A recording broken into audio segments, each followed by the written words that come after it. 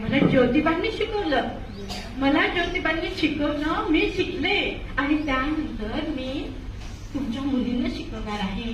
मी ज्ञानाचं कार्य करणार आहे. अहो, एक पुरुष शिकला तर तो एकटाच शिकतो, पण जेव्हा एक स्त्री शिकते ना तेव्हा संपूर्ण कुटुंब शिकतं. आणि म्हणून मी मुलींना शिकवण्यासाठी जात आहे. आणि मला ज्योतिबांनी साथ दिलेली आहे. आज भिडेवाड्यात, आपल्या पुण्यामध्ये भिडेवाड्यात मुलींची शाळा सुरू केली आहे. आणि त्या भिडेवाड्यात मुली माझी वाट बघत आहेत. आणि हे काय हो, तुम्ही का माझ्या हस्ते गेले? पण तरी सुद्धा मी सावित्री बोलतीये. मी हा शिक्षणाचा वसा सोडणार नाही. किती काय झालं, किती हे अडीअडचणी आल्या, तरी मी हे शिक्षणाचं व्रत सोडणार नाही. मी सावित्री बोलतेय, सावित्री. मी घेतला अवकाश टाकणार नाही, माझ्या मुली माझ्या वाट बघतायत. बरं, मी जाते.